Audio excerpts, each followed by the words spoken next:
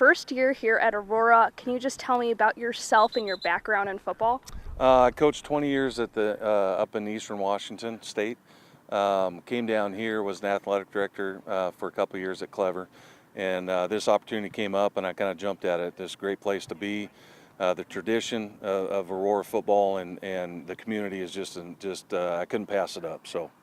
What is it that you coaches get this bug? I've talked to a few of you guys now who have come out of even retirement just to take over as a head coach for a football program. I just don't think you ever lose it, and for me being an AD, the last 3 years at Clever, being on the sidelines Friday night, I knew I needed to get back out here, so I kind of looked for the right opportunity, and this one came up, so I jumped right at it.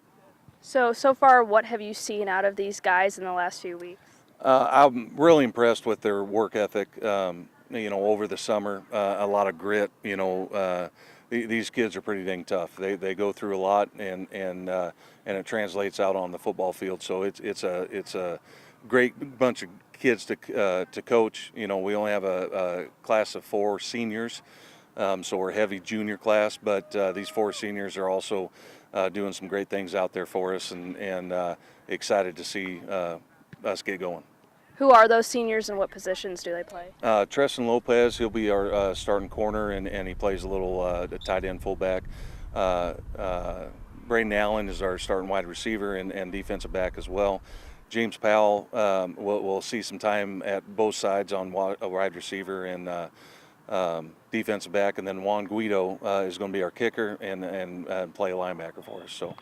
And you got 5 returning starters on both sides of the ball. Tell me a little bit about all of them. So the rest of them are mainly juniors. We do have some sophomore offensive linemen, but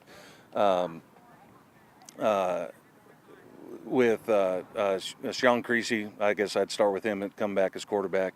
He's just a fun young guy to coach. Got some great talent, got a great head on his shoulders, and excited to get him in our offensive scheme a little bit more. And then Cooper Weeder, defensively, he's probably our defensive leader at linebacker, and couldn't ask for a better defensive leader. He's kind of the prototypical neck roll, middle linebacker, just get after your type of kid. So, Gabe Van Ode on the offensive line is going to do a great job for us. He's kind of our anchor at left tackle. So I could go on, but there's just a lot of great kids to coach, and they've taken into our program, and both offensively and defensively, and I just can't wait till next Friday.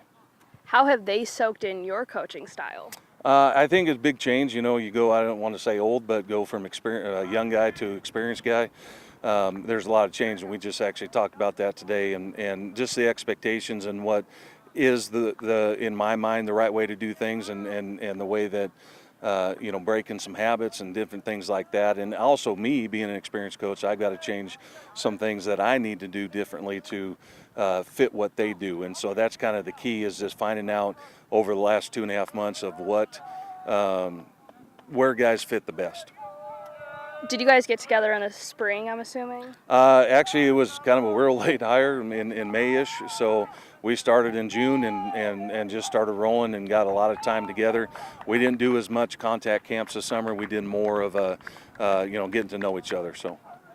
From June up until this day, what is probably the biggest difference in this team?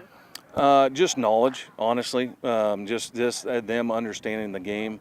And understanding that it takes all 11 of them on the field to do the right thing at the right time at the right moment for us to be successful. And that's kind of the epitome of what we have on our shorts, called Power of 11, and that's what we focus on and preach every day.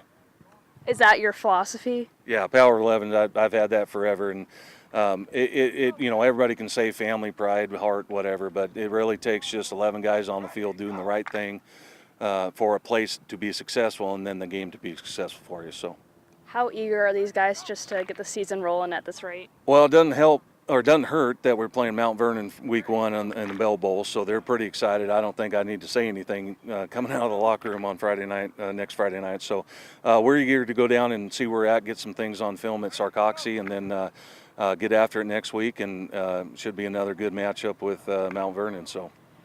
Will Sarcoxy be where they truly see some of that contact? Oh yeah, for sure. I mean, hitting each other for a couple weeks, it's really nice to go hit someone else and really get it on film too. That's the biggest learning thing that we can do is get our plays on film and see what we need to do better and go from there. So. What kind of offensive style do you have? It's I call it a multiple. I mean, we'll be five wide, we'll be in I formation. We'll just kind of, again, it's more about philosophy. It's more about putting kids in the right position to be successful. So, we have some different kids and different packages that we will do to try to do it. But it is a zone-based offense. But certain times we'll throw the ball, certain times we'll run the ball all night. So we'll see.